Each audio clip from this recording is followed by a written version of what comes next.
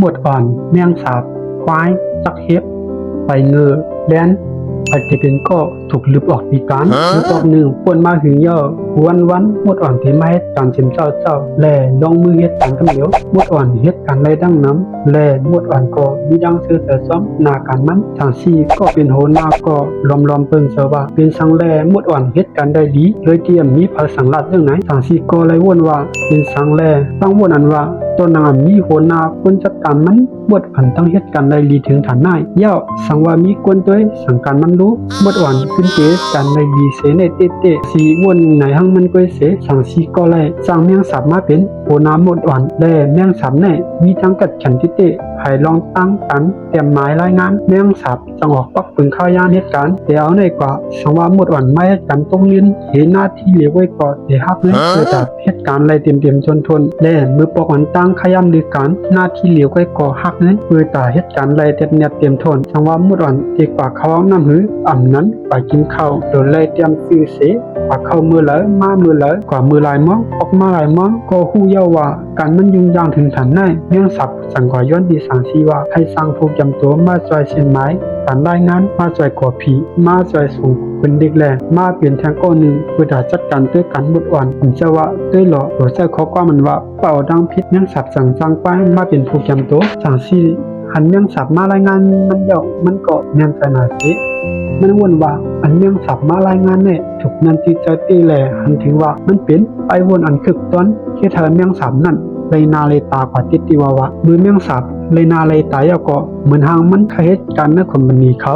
คิดจำที่ต้นสีเก่าเนื่องสับสั่งย้อนซื้อคอมพิวเตอร์จังวายพายซื้อเครื่องทุนลิกเพื่อแต่เหตุการณ์กันสั่งสีแน่นอนเย่าเพราะว่ามีโคของอิเล็กทรอนิกส์ที่นายเย่าเนื่องสับก็หลัวสั่งสีนั่นจังพายอันที่กึกซ้อมมากำนังจังสักเฮ็บมาเป็นผู้จัดการภายไอพีจักเฮ็บก็จังย้อนเงินเปิดตาจังลูกน้องแลเครื่องมือเปิดตาลงมือเหตุการณ์ใดกำเหลวกำไหนขึ้นมาด้วยขึ้นตีหมดอ่อนอันเลยเหตุการณ์นักเลยเสนักเหตุการณ์ลีเลยเสลีอันเหตุการณ์ไรลีมาอยู่แต่เสนั่นหมดอ่อนก็อินเมอเนื้อปักเบิงหน้ากันนั้นออกมามันเป็นปักเบิงอันออกมาในที่เธอตัวมันมีลองรถแล้วโดยไล่งานอยู่กูข้าย้ำว่าดีกว่าเขานั่นก็ถูกปักตาด้วยจำปูนาที่โดยรายงานกำซ้ำโดยเหตุการณ์กำซ้ำโดยส่งดิกเช่นนั้นมันชุมขยำตั้งหนึ่งตั้งหลาย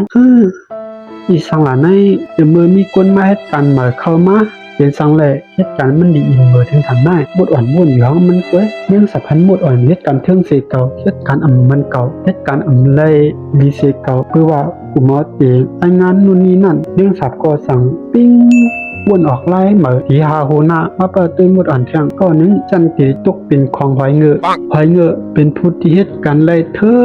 งติดได้เฮ็ดเธอมันตัวเหมือนว่ามันเหตุการณ์ในเต็ดโตปีเตียวมันก็เล็ดในเต็ดโตหังมันก็มองว่าเหตุการณ์เทิ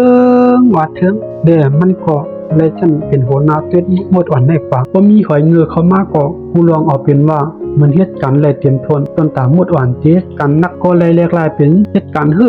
ย่อทำไปอิ่มมือจะมองเตอเที่ยงถ้ามีเสียงย่อหยอกกูก็เนื้อกวนเหตุการณ์ก็จะลำง่ายจะปิดจะปอดคือว่าหอยเงือออกปักเบิงว่ากูก็เหตุการณ์เตรียมเลยลัดต่อห้ามเรียนห้ามย่อหยอกกันเนื้อห้องการโดยไล่เอาขย้ำทั้งหมดนั้นเหตุการณ์แด่เหตุการณ์รายงานมือหอยเงือไล่เหตุการณ์มันหน่องเตรียมทีเย่าก็หอยเงือก็สั่งย้อนเงินเปิดตาสั่งคนมาจากทัดที่เกือกลุ่มแหล่หอยเงือก็สั่งรายงานผู้สั่งชีว่าหมดอ่อนเหตุการณ์เลยลองเสียอีกสั่งสี่หันถึงจ้อม100%หือนั่นก็เป็นสังว่ามุดอ่อนในถึงเหตุการณ์เลยลองกว่าตั้งตีมือป่นมามุดอ่อนในเหตุการณ์เลยลีติว่าค่อยกาเป็นสังเลยต่อเหลียวเหมือนเป็นว่าเหตุการณ์เหมือนคนมียังเต๋อมีดังเสือมีป้อนการสั่งสีก็สั่งเล่นมาเป็นตีเกือกลุ่มคือตาเพิ่มจังลองเหตุการณ์แลมาหิบเน็ตลองเหตุการณ์ของมุดอ่อนเลี้ยนก็สั่งซับแรงเนลองตั้งอันมุดอ่อนเหตุการณ์เทิงเถอะเหตุการณ์เลยร้องในเป็นกอบ